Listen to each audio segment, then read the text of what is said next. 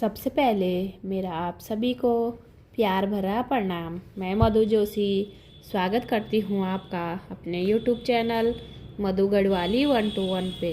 तो आज की वीडियो में मैं आपको कार्तिक मास महात्म्य का 27वां अध्याय सुनाऊंगी। आप भी मेरे साथ कार्तिक मास महात्म्य का 27वां अध्याय ध्यानपूर्वक और पूरा जरूर सुनिएगा। कृष्ण नाम का आसरा, कृष्ण नाम का ध्यान।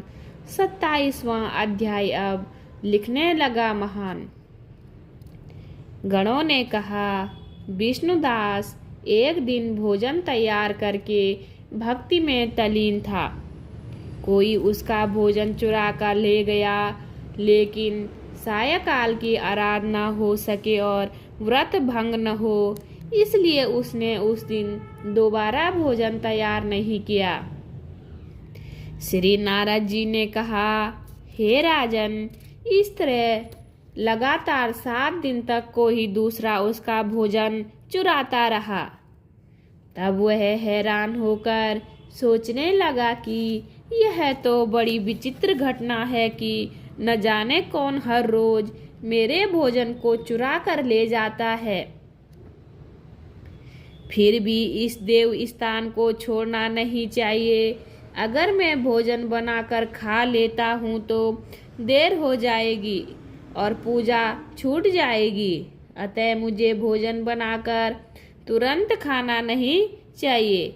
बिना भगवान को भोग लगाए वैष्णवों को भोजन नहीं करना चाहिए।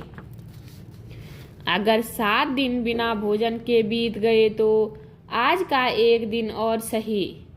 आज मैं भली भांति भोजन की रक्षा करूंगा और देखूंगा कि हर रोज इसे कौन चुरा कर ले जाता है। ऐसा सोच विष्णुदास भोजन तैयार करके भोजन के पास ही छिप कर बैठ गया। उसने थोड़ी देर के बाद देखा कि वहां पर एक चांडाल आया जिसका शरीर बहुत दुर्बल था।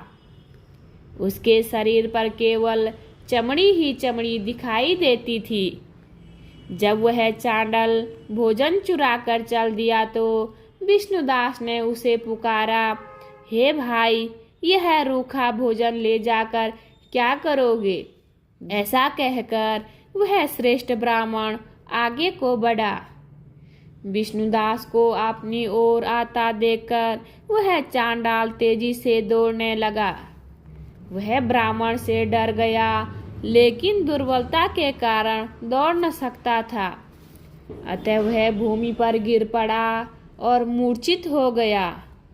चांडाल को मूर्छित देखकर विष्णुदास लपक कर उसके पास पहुंचा और अपने वस्त्र से उस पर हवा करने लगा। और इसके बाद उसने जो कुछ देखा उसे देखकर वह आश्चर्यचकित रह गया।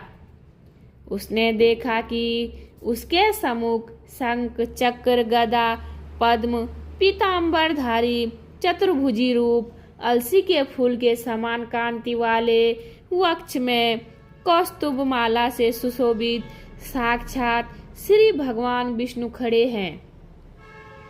भगवान का दर्शन करके सात्विक भाव से युक्त वह श्रेष्ठ ब्राह्मण उनकी स्तुति तथा प्रणाम कुछ न कर सका।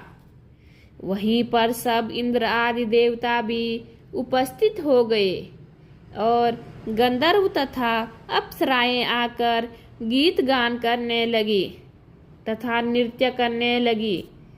ब्राह्मण उन्हें प्रणाम करने के लिए ज्यों ही उतावला हुआ, त्यों ही वहां संपूर्ण देव, गंधर्व और अप्सराएं आ गई।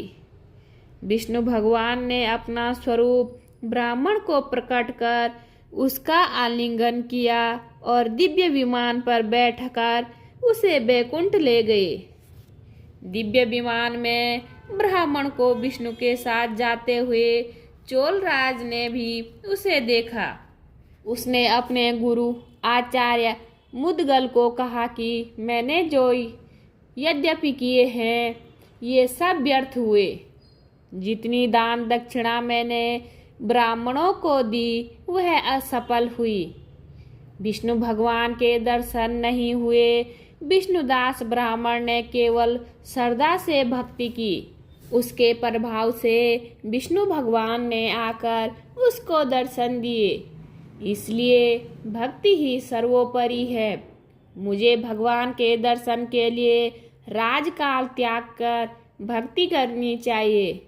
राजा के कोई पुत्र न होने के कारण उसने अपने भांजे को राजगद्दी का अधिकारी बना दिया और आप विष्णु भगवान की भक्ति करने लगा।